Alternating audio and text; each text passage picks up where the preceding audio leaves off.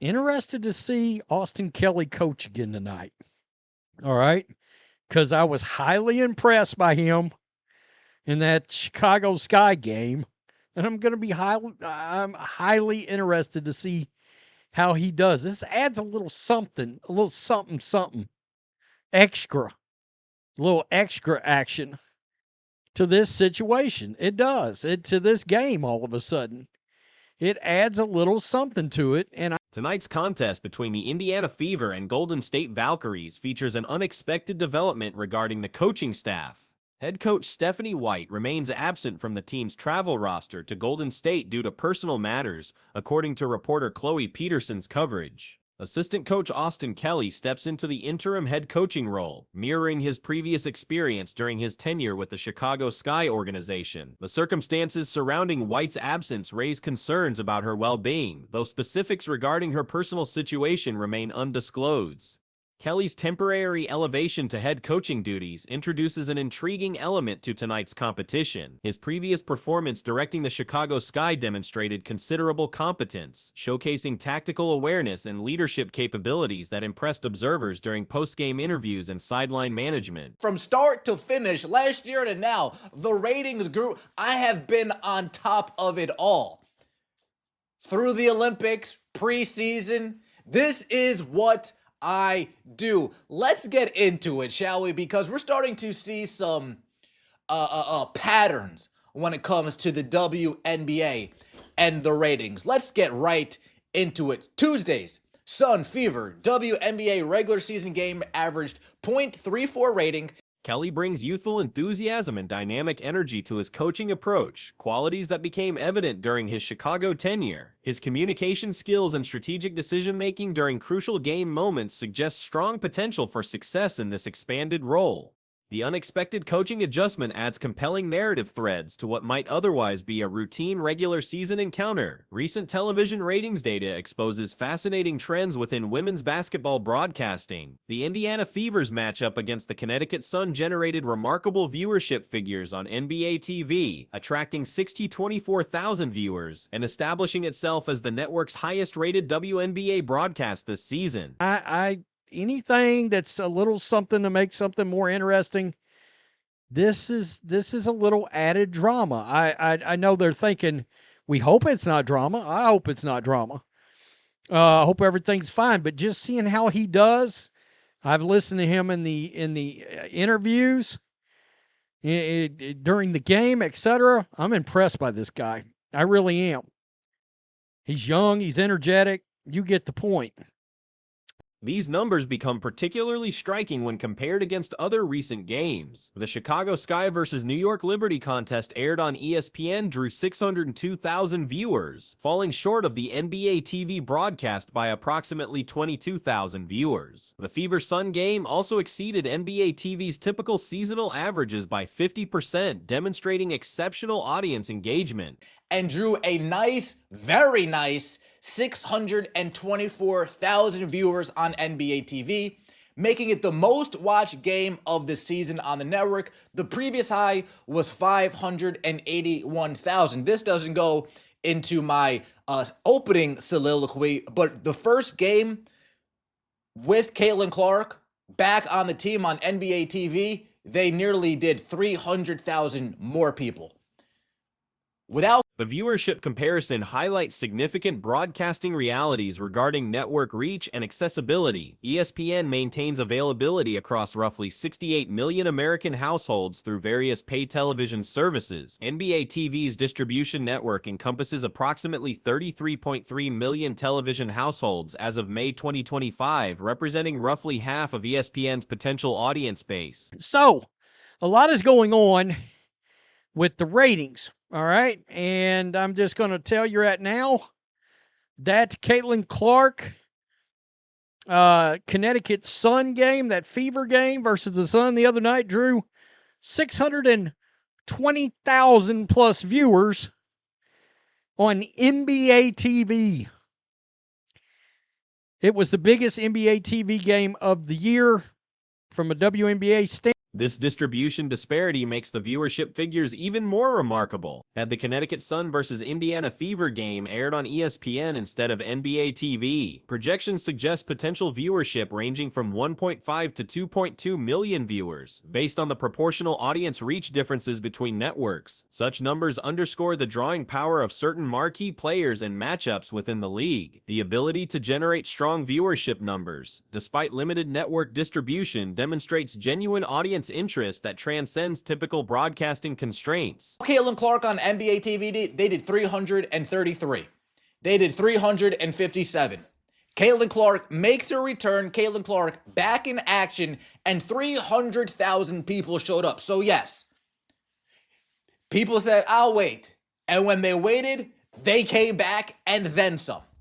When they waited, they came back and then some. This 624 is a very nice number. I'm curious to see what the peak is, because last year, conspicuous absence of viewership data from a recent Chicago Sky vs. Connecticut Sun game broadcast on CBS has generated speculation among sports media analysts and content creators. Multiple sources within basketball coverage circles report unsuccessful attempts to locate official ratings information for this particular broadcast. CBS operates as an over-the-air network accessible through traditional antenna reception, making it available to viewers without cable or streaming subscriptions. The network also appears on most major streaming platforms, including YouTube TV and other popular services. CBS, along with ABC, NBC, and Fox, maintains the broadest potential audience reach among American television networks. Standpoint, I'm going to tell you what's odd.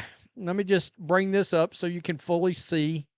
Drew 624,000 on NBA TV, more than the Sky versus Liberty on ESPN.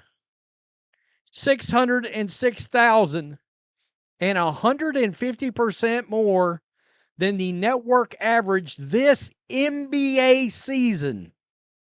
This widespread accessibility typically correlates with higher viewership numbers for major sporting events. The absence of readily available ratings data for a game featuring prominent players on such an accessible platform strikes many observers as unusual, given the typical speed with which television metrics become public knowledge. Industry observers familiar with sports ratings distribution note that viewership figures usually emerge within days of major broadcasts. The extended delay in releasing CBS ratings information contrasts sharply with the quick availability of data from other networks covering similar content. Against the Lynx, the Fever did a nice 569,000, but they peaked at 705,000 in the final quarter hour. I am very curious to know whether the peak of that Sun Fever game this past Tuesday reached a higher peak.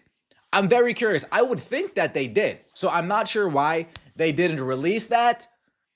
Doesn't go into my opening soliloquy, but just something I noticed. Another thing that came to my attention, the Fever Sun. Some analysts theorize that disappointing viewership numbers might explain the delayed release of ratings information. Networks occasionally withhold underperforming metrics to avoid negative publicity, though this practice varies by organization and circumstance. The speculation surrounding these missing ratings reflects broader discussions about audience engagement patterns and the commercial viability of women's professional basketball across different broadcasting platforms. Network executives and league officials typically monitor these metrics closely to inform future programming and partnership decisions.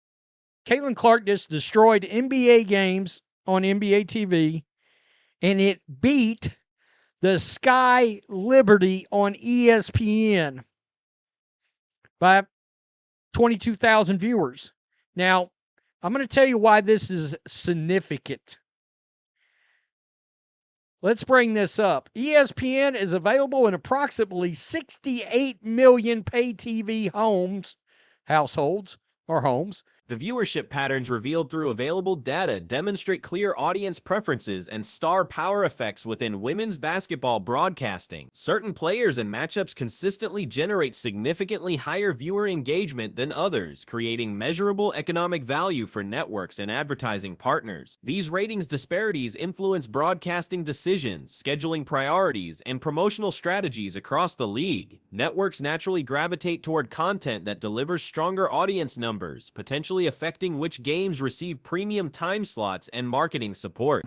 On NBA TV, drew more than the Sky vs. Liberty on ESPN. Wow. How embarrassing.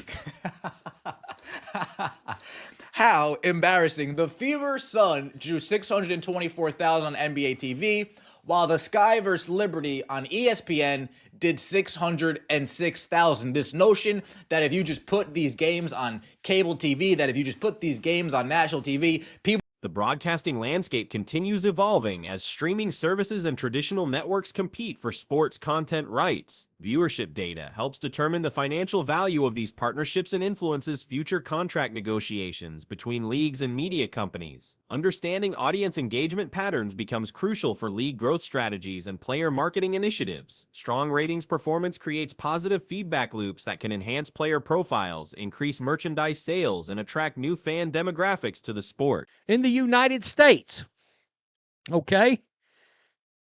So the reach is essentially double what the NBA TV reach is.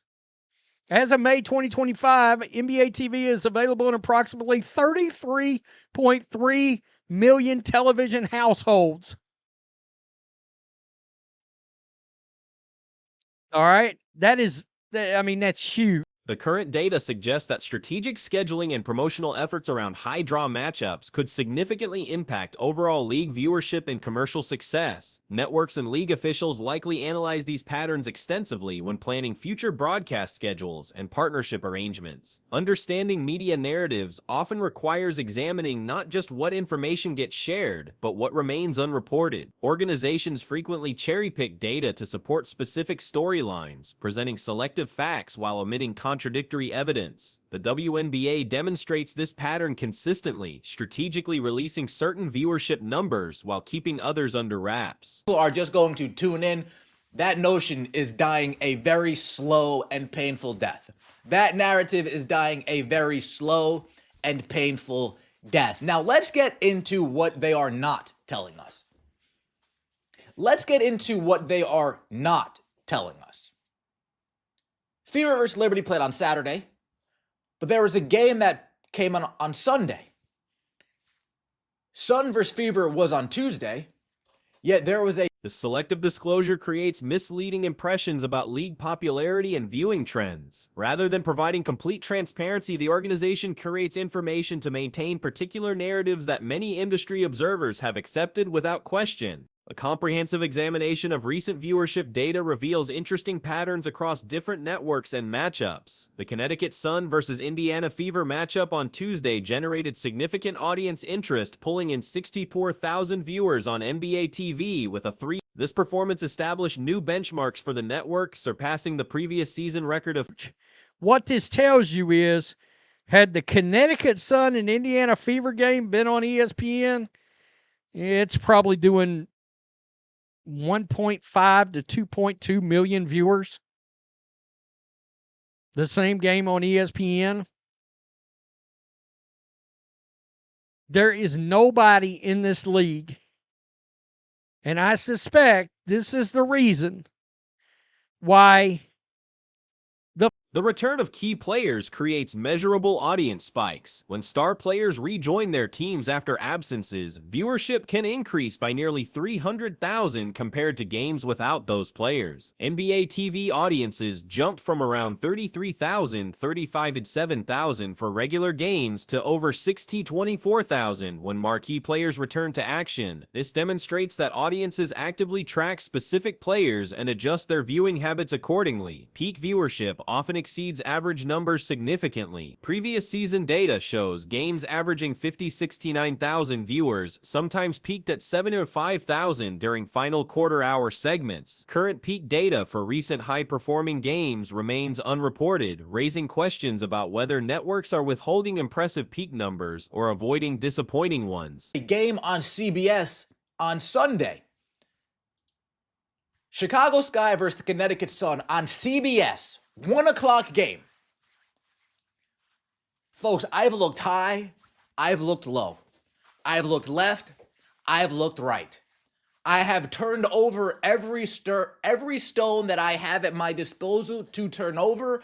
I have turned it over. Every ratings outlet that I usually go to, I have went to. Network comparisons reveal surprising audience distribution patterns. The Sun Fever NBA TV broadcast attracted 24,000 viewers, while a Sky Liberty ESPN game drew only 6. This challenges assumptions that premium cable networks automatically generate larger audiences than specialty sports channels. Simple network placement doesn't guarantee viewership success. The traditional belief that national television exposure automatically creates audience interest appears increasingly outdated. Games placed on major networks don't necessarily attract viewers without compelling matchups or star players. This fundamental shift suggests that content quality and player appeal matter more than distribution platform. Following has not happened. Where in the hell are the Sky Sun ratings from CBS? I reached out to my fellow brethren around the Caitlin Clark sphere and tagged them all in this. I find it fishy as hell. These ratings are MIA. I wonder why. Well, it seems a lot of us think that's fishy. Mysterious gaps appear in recent ratings releases. Multiple high-profile games have aired without corresponding viewership data becoming publicly available. A Chicago Sky versus Connecticut Sun CBS broadcast from Sunday afternoon remains without reported numbers despite CBS typically announcing ratings quickly for successful programming. When star players appear on CBS, networks typically rush to publicize impressive viewership figures through press releases and social media graphics. The absence of similar announcements for non-star games suggests disappointing performance that doesn't support positive narratives. And guess what I have yet to find from Sunday's game? The ratings for the Chicago Sky on Connecticut Sun. Sometimes it's not about what they tell you, it's about what they don't tell you. Why aren't they releasing this? Why isn't this public knowledge yet? Every time Caitlin Clark's on CBS, they can't wait to run to let everybody know what their ratings were. Every time Caitlin Clark... Industry analysts estimate that unreported games likely failed to reach significant viewership thresholds. Sunday's missing numbers probably didn't achieve 1 million viewers, possibly falling short of 7. These figures would contradict claims about growing league popularity across all matchups. Strategic number releases serve marketing purposes beyond simple reporting. High ratings generate momentum and encourage casual viewers to sample programming. People gravitate toward popular content, creating snowball effects where successful shows attract additional audiences through word-of-mouth promotion.